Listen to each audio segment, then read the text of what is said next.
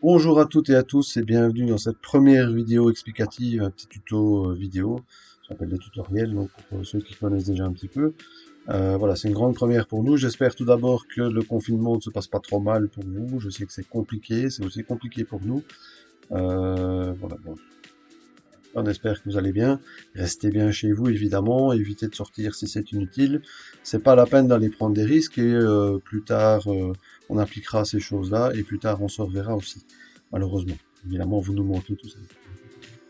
Voilà, donc c'est une grande première pour nous, disais-je. Donc voilà, j'essaye un nouveau truc, enfin quelque chose qui est vraiment nouveau pour moi. Ce sont des cours en tutoriel vidéo qui consistent à enregistrer ce que je fais à l'écran avec ma tête en bas là, comme ça. Vous voyez un petit peu, vous avez un autre contact que juste une vidéo explicative où on voit absolument personne. C'est le meilleur qu'on puisse faire pour le moment. C'est déjà ça. Mais bon, voilà, si on pouvait faire plus, on le ferait. Donc, vous avez reçu un mail de Patricia qui explique comment on va fonctionner. Vous avez donc vu que dans votre Drive, dans les fichiers partagés avec vous, eh bien, on a créé un dossier confinement. Donc, si vous retournez dans votre Drive et que vous allez dans Partager avec moi, voilà. Donc, j'ai oublié de dire que ma souris est repérable avec un rond jaune, comme ça vous voyez où elle se trouve si vous l'avez perdue sur l'écran, et qu'on entend cliquer gauche et droite si je clique avec la souris. Donc si je retourne dans la boîte à outils de cette année, donc BAO 2019-2020, je trouve le fameux dossier confinement dont vous parlez, Patricia, dans lequel vous allez trouver les différents travaux que nous mettons à votre disposition, les différents exercices, les différentes ressources, les différents cours, etc. Donc pour ma part, évidemment, c'est Excel. Lorsque je vais dans le dossier Excel, je trouve plusieurs choses et la première qu'on trouve, c'est le fichier PDF excelinstruction.pdf. Ce fichier-là va vous donner toutes les informations, toutes les instructions, les différents exercices que je vous propose, notamment même les anciens exercices qu'on a déjà vus. J'ai remis un fichier PDF avec tous ces exercices-là jusqu'à l'exercice 10, qui vous permet, puisque les classeurs ne sont pas à proximité, de retrouver ces exercices-là, éventuellement les refaire si vous voulez. Voilà. Donc, ici, ce cours-ci, ça va être plutôt vous expliquer comment fonctionne le tri et le filtre. Le but étant de faire l'exercice 13. Je ne vais pas faire l'exercice avec vous, mais par contre, je vais utiliser les mêmes données que celles qu'on vous propose pour l'exercice. Donc, l'idée, c'est de vous montrer un peu comment ça fonctionne et essayez, vous, de votre côté, de faire le travail. On va baisser un petit peu la musique, s'il vous plaît. Au minimum. On va laisser ça comme ça. Voilà. Donc, je reviens à cet exercice-là. Je vais d'abord télécharger le fichier. Alors, où se trouve le fichier? On voit dans l'exercice que c'est dans ressources cours. Là, vous connaissez ressources cours à l'AID. Malheureusement, ici, vous n'avez pas accès au serveur à partir de la maison. Donc, pour que vous puissiez profiter de ce fichier-là, dans le dossier Excel du Drive, du confinement, je parle, pas le Excel traditionnel. Donc, dans le confinement, dans Excel, je vous ai créé un dossier ressources cours qui se trouve là. Lorsque vous double-cliquez dedans, vous allez trouver le fameux fichier dont vous avez besoin pour faire l'exercice 13. Donc moi, je vais l'enregistrer dans un dossier que j'ai nommé Excel qui est sur mon bureau. À vous de voir comment vous voulez le faire. Donc moi, je vais faire un bouton droite sur le fichier et faire télécharger. Donc, si vous n'avez rien changé à votre Chrome, par exemple, le fichier va être téléchargé automatiquement dans le dossier téléchargement de votre ordinateur. Ce dossier-là avec une grosse flèche bleue, vous vous souvenez. Moi, je l'enregistre dans mon dossier Excel sur le bureau. Je suis sur le bureau Excel et je fais enregistrer. Le fichier est téléchargé. Donc, si je vais dans ce dossier-là, qui se trouve ici chez moi, je trouve le fameux fichier données candidats pour tri et filtre. Donc, c'est ce dossier-là, ce fichier qui va servir pour l'exercice 13. Toutes les données sont prêtes dans ce fichier. Vous voyez que le fichier est en mode protégé. Alors, c'est normal puisque c'est un fichier qui vient d'Internet, donc il est protégé. L'ordinateur vous protège des virus, des malwares, etc. Donc, pour éviter que quelque chose se déclenche contre vous, voilà, Excel le met en mode protégé. Vous savez que ça vient de nous, donc a priori pas de danger. Donc, vous pouvez activer la modification et découvrir les données telles qu'on les a prévues pour vous. Il y a 3 onglets qui peuvent servir pour l'exercice. Moi, je vais prendre un peu plus simple ici, histoire qu'on voit bien clair à l'écran. Je vais agrandir un petit peu les colonnes. Juste pour rappel, je sélectionne toutes les colonnes en sélectionnant par les en-têtes de colonnes.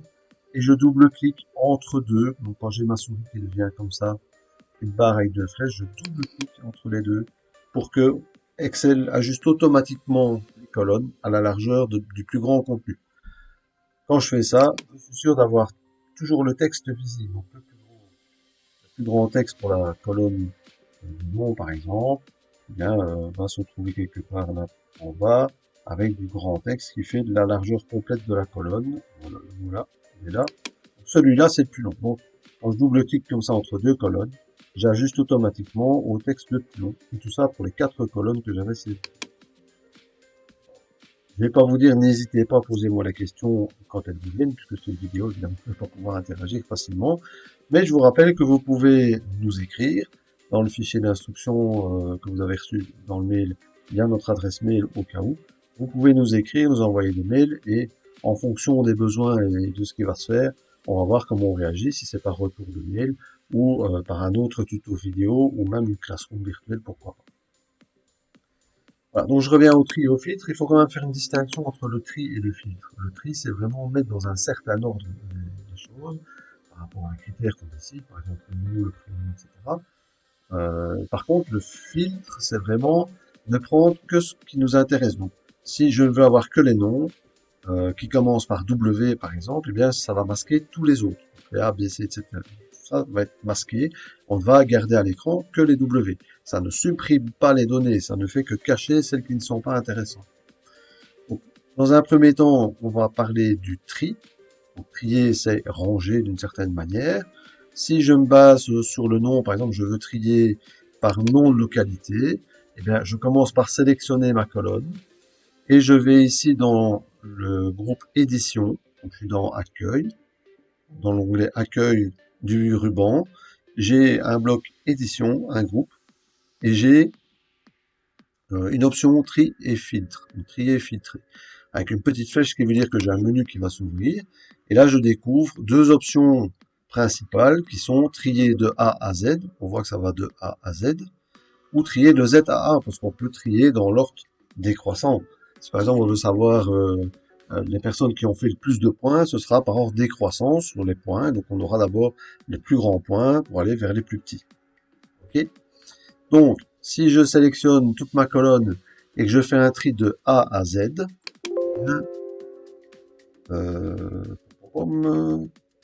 Microsoft a trouvé les données près de votre sélection. Non. Alors, pourquoi est-ce qu'il me pose cette question-là? Il dit, ouais, mais vous ne triez que cette colonne-là. Qu'est-ce qui va se passer si je mélange, si je change le tri, je vais rien toucher au reste, donc tout ça va être mélangé. Dans le cas ici présent, on va faire étendre la sélection. Donc, qu'est-ce qui va se passer? Excel va trier tout ça en se basant sur la colonne C. Donc, c'est la colonne C qui sera par ordre alphabétique. Et évidemment, les autres données vont suivre, évidemment. Donc, il est inconcevable d'avoir 1000 armoires, par exemple. Ce sera 4180 armoires ou 1000 Bruxelles, mais on ne mélange pas les deux. C'est pour ça qu'il faut étendre la sélection. Si je fais continuer avec la sélection en cours, il va juste trier, Excel va trier juste les noms. Et là, on risque d'avoir, par exemple, 1000 armoires, 9500 La Forêt, 1435 Ottenburg, etc. Donc, il faut vraiment étendre la sélection, sinon ça n'a pas de sens. Et lorsque je fais tri, regardez bien ce qui va se passer. On avait d'abord H, L, N, etc. Lorsque je fais tri, voilà. Tout est classé par ordre alphabétique. J'ai A, j'ai les B plus bas. Enfin, évidemment, il y a beaucoup de A, il faut descendre un peu plus loin. Voilà, les B, etc. Vous allez trouver tout par ordre alphabétique. Et évidemment, le code postal a suivi. Heureusement d'ailleurs. Sinon, y compris la province, y compris la ID localité qui ici n'est juste que un numéro de données qui ne sert pas à grand chose dans notre cas. Mais ce qui compte ici, c'est de voir que, évidemment, le code postal a suivi, ainsi que la province. D'ailleurs, si je vais voir ACO, si je reviens au filtré, je dois toujours trouver 6280 et nous. Donc, si je reviens en arrière, si je recherche ACO, j'ai bien 6280 ACO et nous. Donc, après avoir trié, je dois évidemment avoir ces données-là qui sont ensemble, sinon ça n'a pas de sens. Donc je refais, je sélectionne la colonne C, Je vais sur trier et filtrer. Je choisis trier de A à Z. Il me propose d'étendre la sélection, ce que je dois faire. Je fais un tri et voilà. ACO, c'est bien 6280 ACO. Donc les données ont bien suivi. Si je n'avais pas fait ça, j'avais fait uniquement la colonne C et un tri de A à Z. En continuant juste avec cette sélection-là, regardez ce qui se passe. Les codes postaux ne vont pas changer de place. Par contre, les noms vont changer, ce qui veut dire qu'on a mélangé les codes postaux, les provinces et les noms de localités, ce qui n'est pas bon du tout, évidemment. Ça, c'est une chose à ne pas faire. Faites très attention quand vous faites ça.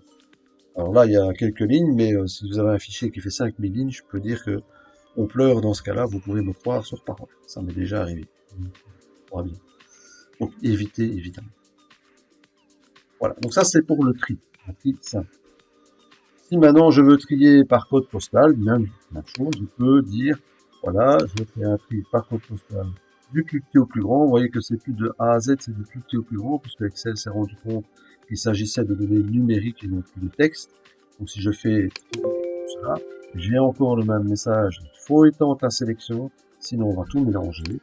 Et à ce moment-là, on voit qu'effectivement, c'est bien classé par 1000 Bruxelles, 1005, etc., 1006. Donc ce sont bien des codes postaux qui sont ordonnés et non plus les noms. Dire oui, mais bon, on aurait pu avoir 1005 avec d'abord Bruxelles, bon, même pas, réunion comme là, association ou assemblée, réunion, je ne sais pas ce que c'est exactement, et puis avoir le B, puis le C, le V, etc. Ça, c'est autre chose, c'est un tri personnalisé. Donc, on va pouvoir jouer sur plusieurs champs. Ce qu'on va faire d'ailleurs maintenant. Je remets comme c'était, mélanger.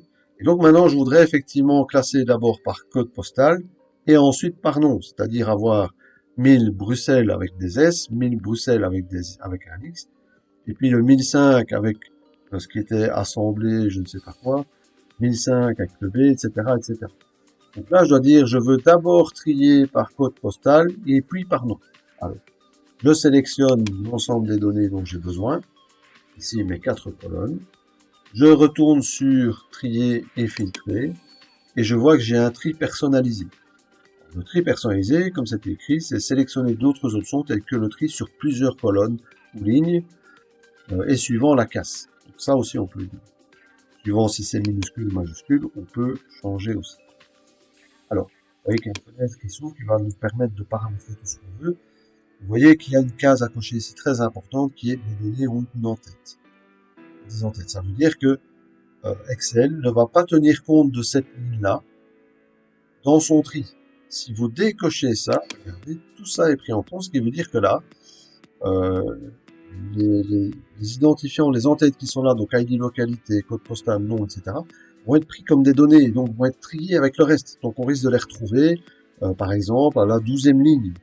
Donc ces en-têtes-là vont se retrouver quelque part dans le tableau et ne vont pas rester là. Il faut absolument, si vous avez des en-têtes, et normalement, si vous faites bien votre tableau, vous devez en avoir, il faut que mes données ont des en-têtes, ça doit être coché absolument. Alors, comment est-ce qu'on trie maintenant? Vous voyez que j'ai un premier niveau ici, et je vais trier par le code postal d'abord. Je vais trier sur la valeur de sa cellule. Donc, c'est la valeur qu'il y a dans la cellule qui va compter pour le tri. C'est là-dessus qu'Excel va se baser pour trier les données. Et je fais dans quel ordre? Du plus petit au plus grand. Ça, c'est la première chose. Si je fais juste OK là-dessus, je vais faire ce que j'avais fait tout à l'heure ici, en triant du plus petit au plus grand. Ici, ce qui nous intéresse, c'est d'avoir un deuxième niveau, c'est de dire non seulement je trie par ordre croissant pour le code postal, mais aussi je voudrais trier par ordre alphabétique, donc pour tous les 1005 par exemple, avoir aussi par ordre alphabétique toutes les communes qui sont dans 1005, en commençant par le A, B, C, etc. Donc là, je peux ajouter un niveau, c'est le bouton qui est ici, j'ajoute un niveau, et je choisis le nom.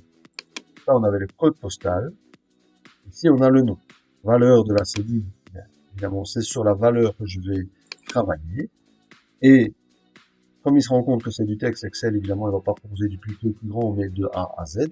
Donc, je choisis de A à Z. Lorsque je vais faire OK, ça va trier d'abord par code postal et puis par nom.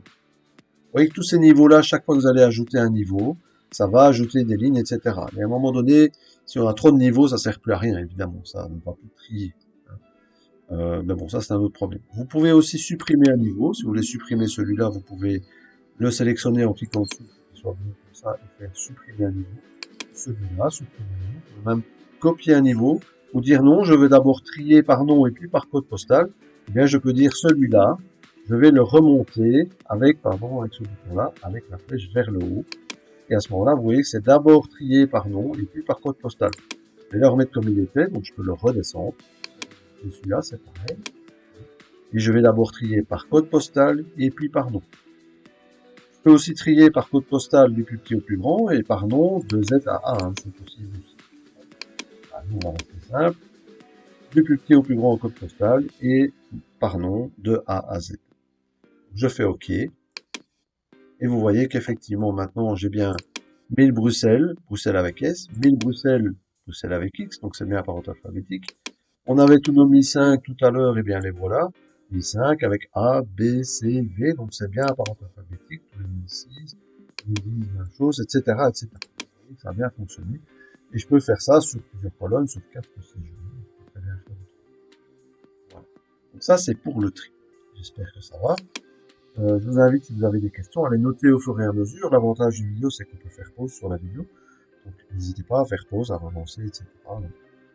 N'hésitez pas une seule seconde.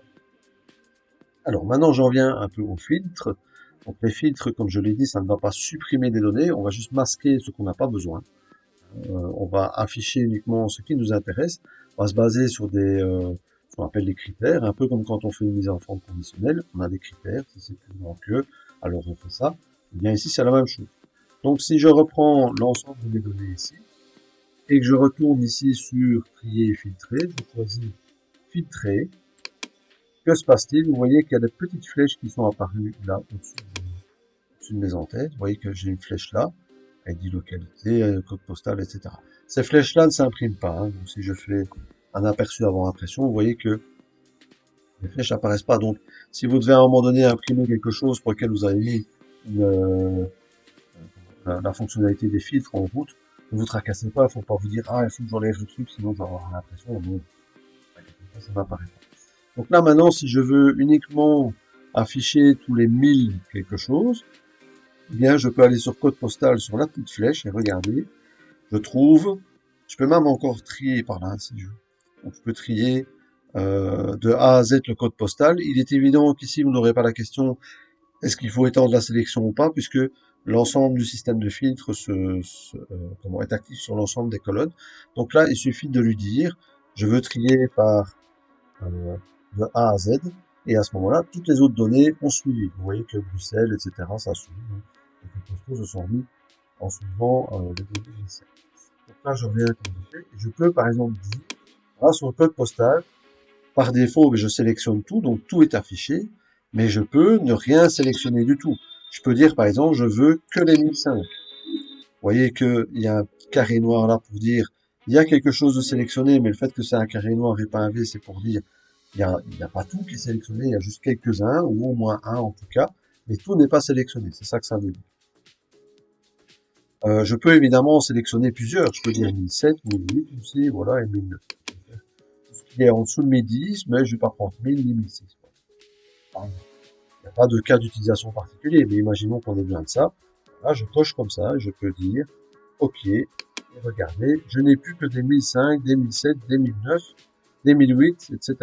Donc, évidemment, ils sont pas triés comme ils sont là, puisque j'ai laissé comme c'était. J'ai juste demandé de filtrer. Donc, le filtre et le tri, c'est deux choses différentes. Là, je ne fais que masquer des choses dont je n'ai pas besoin. Vous voyez d'ailleurs que j'ai 1, 530, 574 et j'ai une double ligne. Vous vous souvenez, au dernier cours, on avait parlé, cours physique qu'on a eu, on avait parlé de masquer, afficher, etc. Et souvenez-vous, j'avais dit que quand quelque chose est masqué, il y a une double ligne comme ça. Et j'ai même la souris qui devient deux lignes avec deux flèches qui me permet de dire je peux étirer pour revoir ce qui est caché là derrière. Donc maintenant, je peux même retrier, si je pourrais le faire avant, évidemment, mais je peux trier du plus petit au plus grand. Et je vois que j'ai bien 1005, 1007, 1008, 1009, etc. Voilà. Donc ça, c'est pour un filtre sur une colonne. je peux filtrer sur plusieurs colonnes en même temps. Au passage, regardez sur le bouton que j'avais où c'était une flèche comme ici. Bien maintenant, j'ai un entonnoir avec une flèche vers le haut qui dit, ben voilà, c'est trié et c'est filtré. Donc, il y a un filtre quelque part dessus. Donc, si vous dites, tiens, mais j'ai pas toutes mes données, comment ça se fait, où est-ce qu'elles sont, il faut regarder ça, évidemment. Si vous voyez un entonnoir, ça veut dire que vous avez filtré quelque chose, et donc c'est normal que toutes les données n'y soient pas. C'est peut-être normal. Mais logiquement, ça viendrait de là. Donc, je peux aussi filtrer une partie ici, dire, voilà, c'est tout ce que je vois là, donc on ne voit pas toutes les localités de tout mon fichier. Je ne vois ici que ceux qui sont affichés là, que c'est filtré par là. Ici, je ne vois que ce qui est en relation avec ce filtre. Donc là, je peux décider aussi, si je veux, de ne prendre que le Sénat, que le Sénat. Évidemment, j'ai le Wallon, la version francophone, la version néerlandophone. Je fais OK. À ce moment-là, je n'ai plus que ce qui est 1005, 1009, etc., ce qu'on avait choisi, et qui est Belgique Sénat ou Sénat Belgique. Et donc, ce qui est filtré sur ces deux critères-là, ce n'est plus que ces deux données-là. Voilà. Là, on a fait le filtre qu'on voulait. Ça, ce sont les filtres et les tris associés ensemble. On n'est pas obligé de trier non plus. Donc là, c'est déjà trié, mais je peux dire trier autrement. Donc là, j'ai trié dans l'autre sens, de Z à A. Vous voyez que la flèche est dans l'autre sens par rapport à tout à l'heure. Donc là, c'est trié de A à Z. De Z à A, vous voyez que je peux changer ça comme je veux. Voilà. Donc ça, c'est pour les tris, les filtres, etc., qui sont tout assez basiques, mais qui sont très pratiques. Je reviens à mes données de base. Je peux aussi faire un autre système de filtre. Donc, je remets mes petites flèches. Donc là, j'ai mes données qui sont non triées, non filtrées. J'affiche absolument tout. C'est là. Et je peux lui dire, tiens, je peux trier aussi sur des couleurs, par exemple. On voit qu'ici, il y a trié par couleur. Et je peux faire des tris personnalisés. On va imaginer que là, je mets tout ce qui est, par exemple, là. Pas beaucoup. Plus, je pense. Voilà. Et je vais dire que je vais mettre tous les 1005 en jaune. Tous les codes, ouais, tous les codes postaux. Les codes postaux 1005 en jaune. Là, je réaffiche tout. Voir tout qu'il y a dans mon tableau. Si je descends, je vais tomber sur des 1005 qui sont en jaune. Donc ça n'a pas changé l'ordre. Hein. Le fait que j'ai filtré à un moment donné pour n'afficher que des 1005, ça n'a pas changé l'ordre de mes données dans mon tableau. Voilà, ben, un 1005 qui passe. On va en trouver l'autre. Voilà. Donc il y a la preuve que mes 1005 sont là. Je reviens au début de mon tableau. Donc un contrôle home qui me permet de voir, de retrouver le début de mon tableau. Si maintenant ici sur code postal, je filtre par couleur, vous voyez que maintenant, tout à l'heure, on avait juste tri personnalisé, maintenant on a le jaune qui apparaît, ou ce qui est aucun remplissage, puisque Excel se rend compte que dans la même colonne, il y a des cellules avec un fond jaune et des cellules sans rien dedans. Donc Excel sait voir ça, évidemment, et donc il vous propose les seules possibilités disponibles, c'est-à-dire le fond jaune ou rien du tout. Je pourrais même avoir, par exemple, du texte qui soit en rouge. Est-ce que je vais avoir un tri par couleur associé? Bien voilà. J'ai le tri par cellule avec un remplissage jaune ou avec aucun remplissage ou qui ont du texte en rouge ou du texte en automatique, c'est-à-dire en noir dans ce cas-ci. Eh bien, je peux dire, je ne veux voir que ce qui est rempli de jaune à ce moment-là. Un tri, je veux trier par couleur. Je vais trier d'abord ce qui est en jaune. Et bien voilà, ce qui est en jaune est trié ici. J'ai tous les 1005 d'abord, et puis j'aurai tout ce qui est pas jaune. Donc ce sera d'abord les jaunes et puis les pas jaunes. C'est un peu comme quand on fait un tri par ordre alphabétique, on a d'abord les A, les B, les C. Donc ici j'ai d'abord les jaunes puisque c'est mon critère, et puis j'ai tout le reste. Le reste, c'est sans remplissage. Si je trie non pas par remplissage jaune, mais par police rouge, la même chose. J'ai d'abord la police rouge qui se met. Remarquez que le précédent tri n'a pas changé, donc il a gardé ce qui avait déjà été trié. Donc je peux faire un tri comme ça plus ou moins personnalisé en triant d'abord une couleur, puis l'autre, etc. Un remplissage, un italique, peux faire ça comme ça. Et ça, je retrouve ça évidemment sur l'ensemble des colonnes de la sélection sur laquelle j'ai activé les filtres et les tri. Voilà. Donc je peux filtrer par contre par couleur. Donc là, c'est plus un tri, c'est uniquement afficher ce qui est jaune, afficher ce qui est écrit en rouge et masquer évidemment tout le reste. Donc là, je me retrouve de nouveau avec les seules lignes pour lesquelles j'ai des cellules remplies de jaune. Remarquez que toutes celles qui font partie d'un affichage filtré sont écrites en bleu dans la colonne de gauche. Ça se voit bien. Voilà. Je peux trier, enfin filtrer pour n'avoir que ce qui est écrit en rouge. Voilà, c'est exactement le même principe. On retrouve les mêmes choses. Alors, je vais enlever ce tri-là et ce filtre-là. On va ici. Je vais enlever le filtre. Voilà. Donc là, je retrouve toutes mes données. Je peux aussi faire autre chose. Je peux faire des filtres numériques, par exemple. Alors là, on retrouve un peu les critères, parce qu'on parle de critères, mais on retrouve les critères comme on avait utilisé dans les mises en forme conditionnelles, souvenez-vous, hein, quand on faisait ici des règles de mise en surbrillance, on avait aussi supérieur à, inférieur à, etc., entre, égal. Donc ça, je peux refaire je retrouve ces mêmes critères dans ces filtres-là, et je peux dire, par exemple, que je prends tout ce qui est entre, donc je veux uniquement filtrer, donc je veux afficher que ce qui est supérieur ou égal à 1000, par exemple, et inférieur ou égal à 1000, 1009, par exemple. Donc j'aurai tout ce qui est compris entre 1000 et 1009, tout le reste va être masqué. Si je fais ça, j'ai 1005, 1000, 1007, 1006, 1009, 1008. Donc comme tout à l'heure, c'est filtré, c'est pas trié. Si vous voulez trier, vous devez lui dire, je veux que ce soit mis du plus grand au plus petit, du plus petit au plus grand, suivant l'ordre que vous voulez utiliser. Voilà. Donc, pour tout ceci, je pense qu'on a fait plus ou moins le tour. Il reste deux petites choses.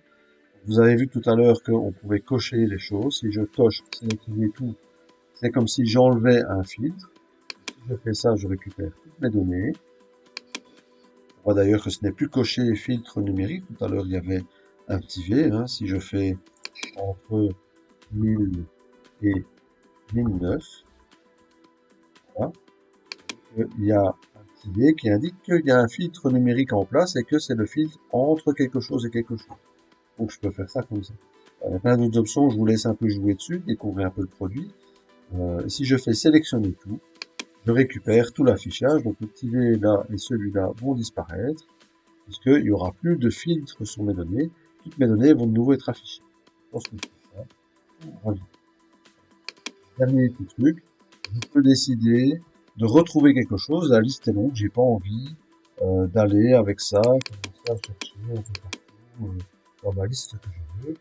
Je veux par exemple 7160, je peux rechercher 7160 et ne cocher que celui-là, par exemple, et n'afficher que ça. Et pour 7160, voilà, j'ai ces trois localités-là. Je peux évidemment recocher, sélectionner tout si je veux, et récupérer l'entièreté de mes données. Voilà, ça c'est pour le tri et le filtre. N'hésitez pas à l'utiliser. Si vous avez des questions, n'hésitez pas non plus à les poser. Mon adresse mail est là, et on peut communiquer aussi. Si vous avez Messenger ou Skype, il y a même moyen de discuter par là.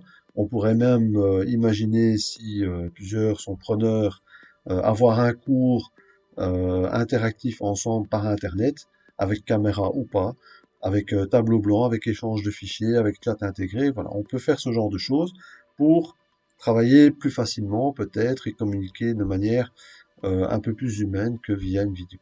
En tout cas, n'hésitez pas à me contacter, je suis là pour ça. À bientôt.